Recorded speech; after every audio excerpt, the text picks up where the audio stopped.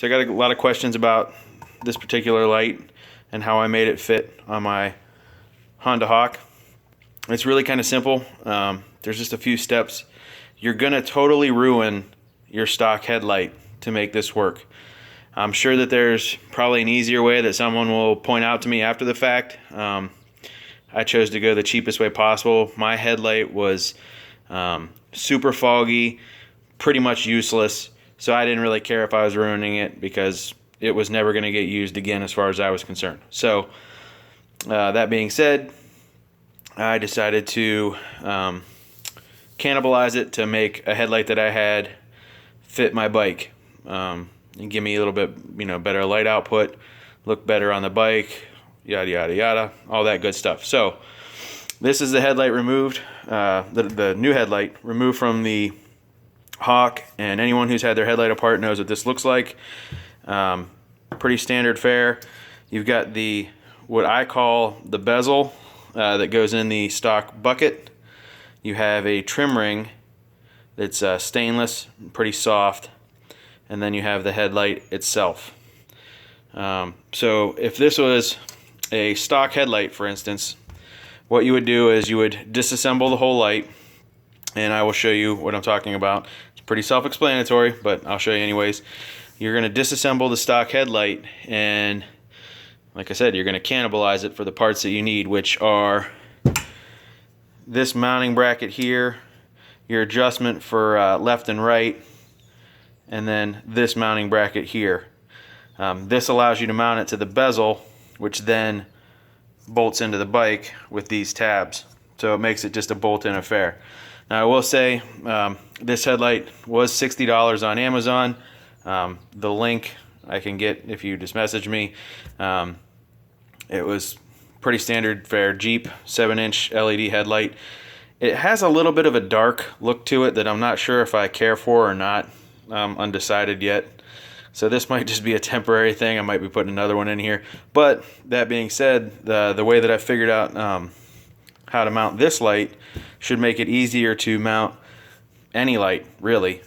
So let me I'll also point out that this housing that this LED light comes in is shallower than the stock Hawk reflector.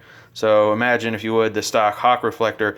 It came out to about here, and then it had the light on the back, and then the wiring plug straight onto the back of the light. And so you had to kind of tuck everything in the bucket around that fitting, or around that plug, and it could be kind of a pain in the butt if you got a lot of wire in your headlight bucket. So this one is noticeably shallower, where before I would have to squeeze the headlight together, like the bezel into the bucket. I'd have to kind of squeeze everything together gently and then put the screws in. This one will fall right out as soon as you take the screws out of it. It's a very, very space-saving design compared to the stock bucket. I will disassemble this, and then I'll show you what I ended up doing to make these mounts fit on this light.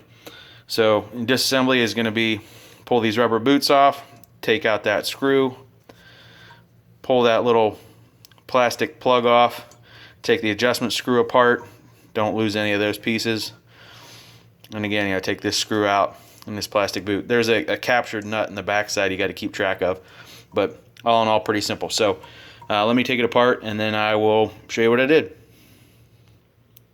Alright, so I've got the headlight disassembled. We have the bezel, all of the mounting hardware, and the little rubber covers for the screws on the side. You're going to have to use your imagination here, but imagine this was the stock headlight bucket, on your Hawk. Imagine that this isn't in here, and this was all one piece with the place to mount your headlight bulb in the back, right here in that rubber boot. So imagine all that stuff was there. This would be what the back side of your stock headlight would look like. You'll see these tabs on the trim ring that go around your stock Honda headlight. Now, this trim ring isn't held on by anything other than these tabs. So carefully take a flathead screwdriver and pry those tabs open and pull that trim ring down.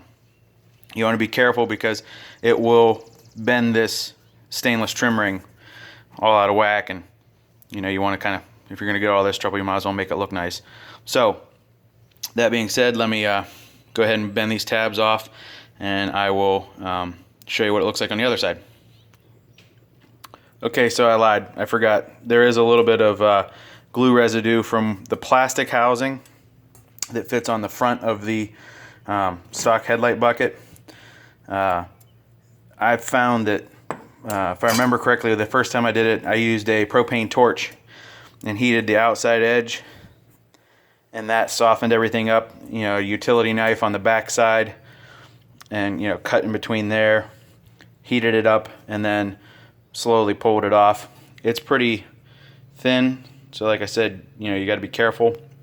But all in all, it wasn't that difficult. At least on my headlight, it wasn't. So imagine you take your stock. This reflector's seen its better days. But you take your stock headlight lens off, and what you're left with is a reflector, you know, that's solid all the way down in the middle still. You know, it'd be like, actually it'd be like this.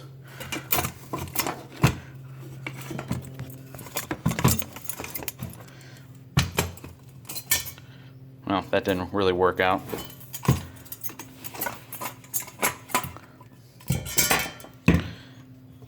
Yeah, so we won't do that. Yeah, so once you pry the lens off, you will be left with the stock reflector, and it'll look similar to this.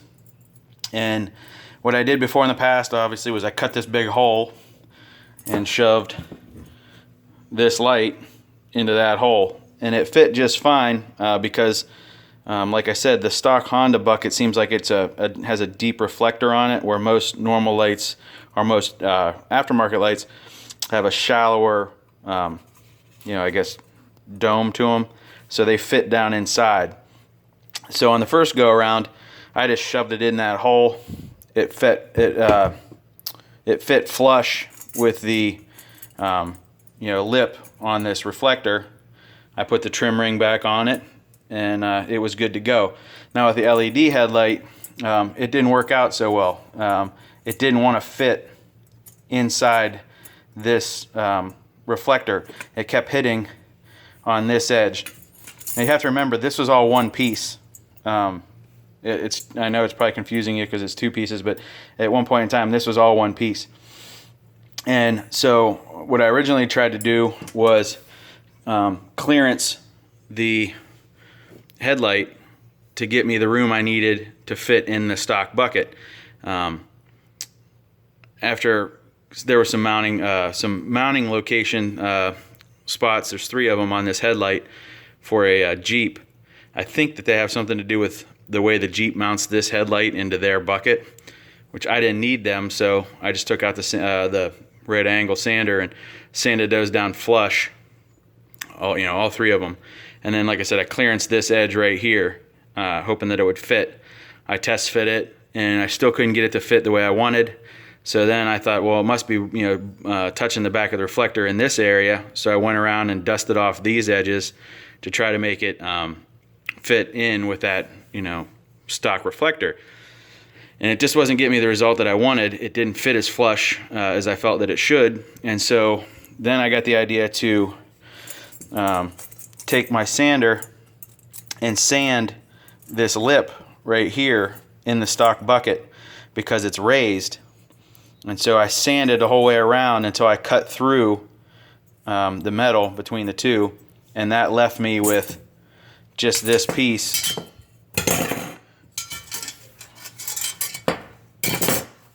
right here. So, the stock reflector is supposed to be sitting in here, and I've basically sanded all the way through this perimeter and left me with this circle, which gives me all of the mounts that I need.